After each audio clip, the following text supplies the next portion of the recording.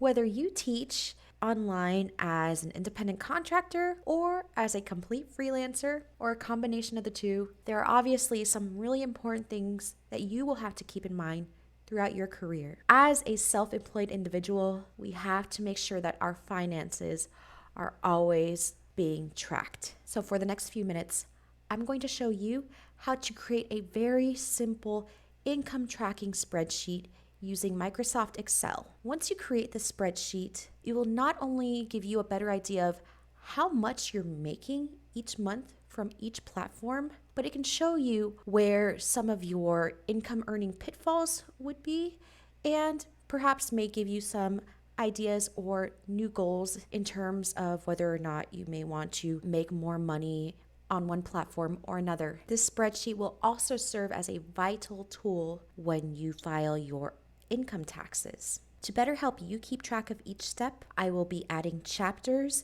throughout the course of this video so you can skip to whatever section will help you the most. So let's begin. Okay, so as you see here, the first thing we need to do is create the overall structure of what this spreadsheet is going to look like. So what we're going to first do, we're going to give this a title. So we're going to call this Teaching Income Tracking Spreadsheet. You can honestly call this whatever you want.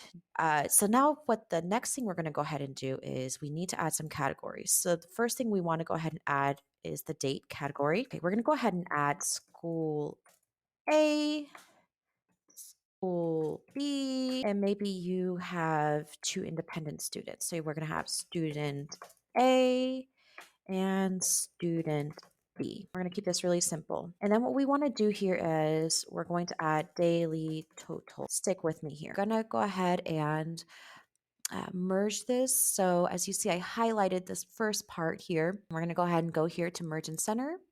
You want to make the font a little bit bigger. So we're going to go ahead and just do this, and we want to just kind of widen these up a little bit. So we want to make sure there's enough space. School A, school B. So obviously what you can do is you can adjust the columns depending on how many teaching platforms or how many students you have. That's really going to vary on you. For dates, I'm going to go ahead and add 31 different dates. So let me go ahead and begin right now. So rather than writing out 31 different dates, what you're going to go ahead and do is you're going to go ahead and scroll all the way down to, I believe, day 34. So we're going to go scroll down. In this category will be the total. That's what we really want to know. What is going to be the total here? So we want to go ahead and put that in caps lock, and we also want to make this a slightly bigger size. We're going to go ahead and give this a nice little outline. And once again, you can feel free to skip through all this information, but we want to make sure that this spreadsheet looks nice. So we want to go ahead and add each of columns for each of these respected areas here. And then we want to differentiate all this information here in the middle. All right, so we're going to go ahead and create columns here.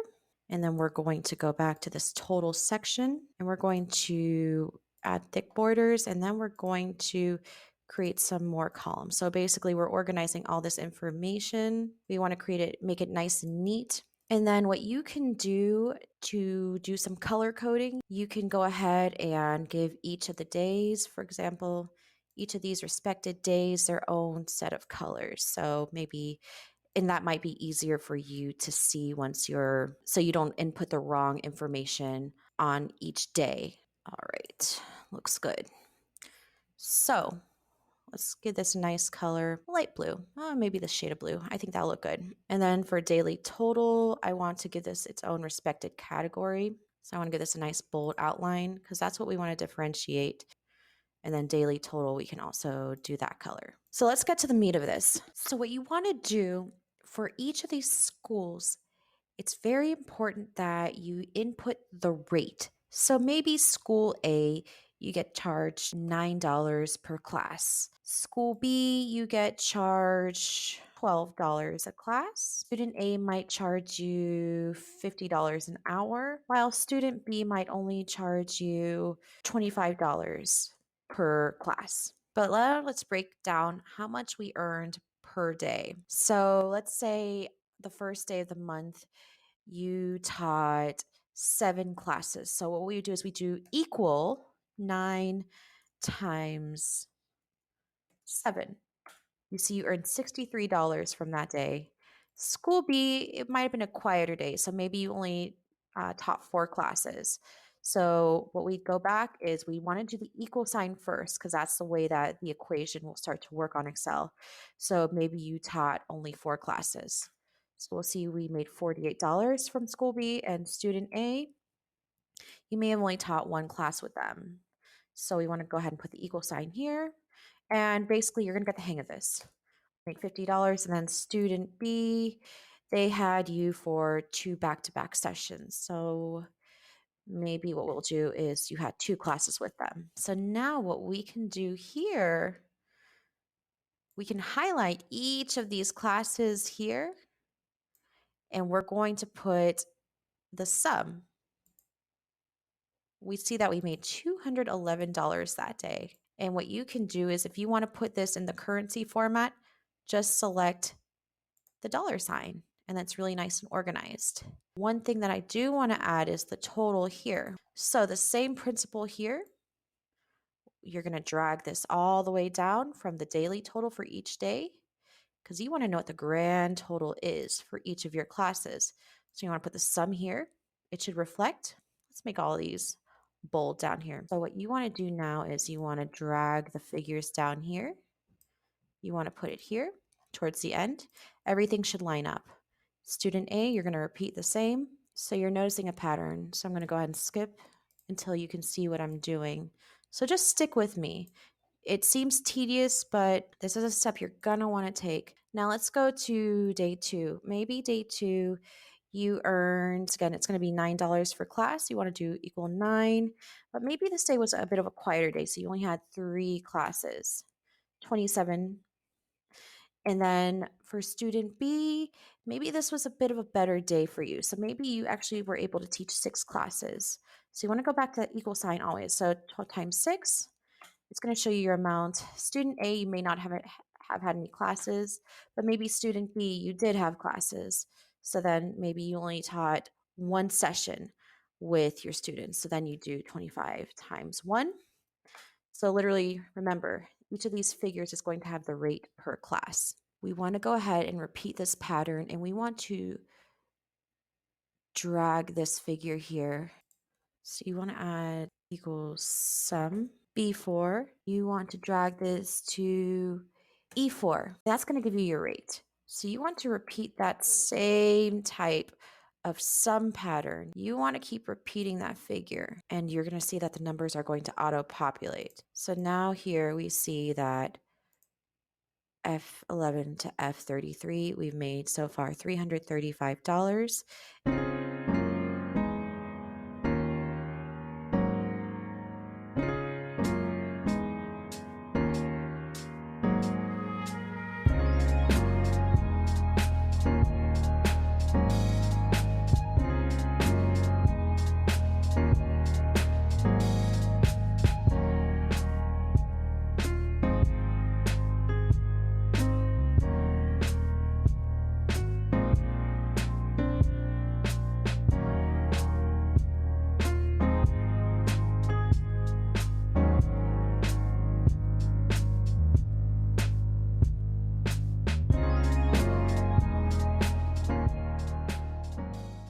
What if you earn bonuses from each school?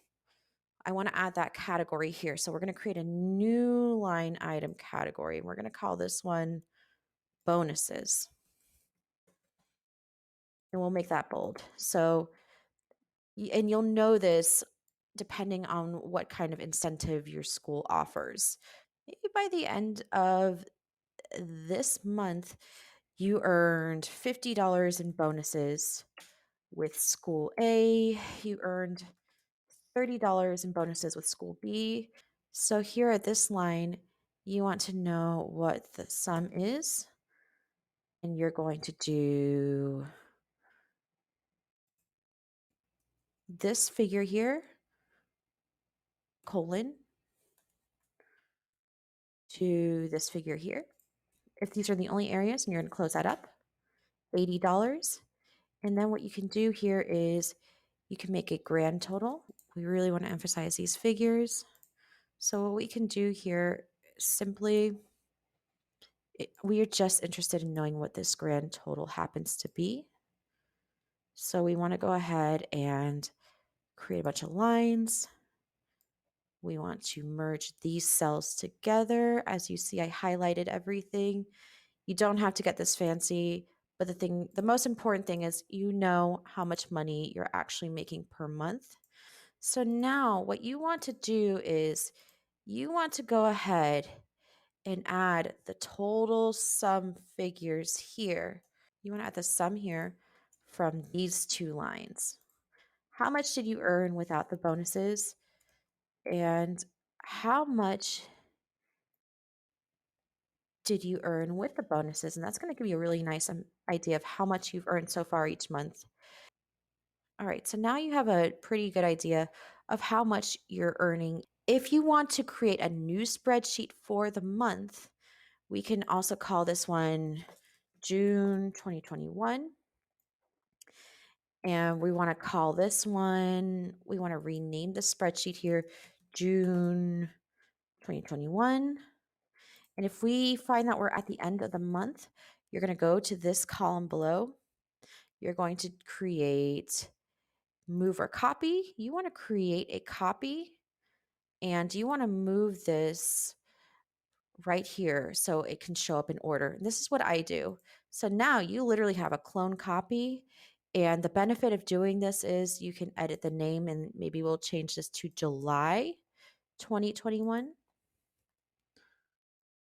And all you have to do at this point is go back and update your figures on how much you're earning each day during the new month.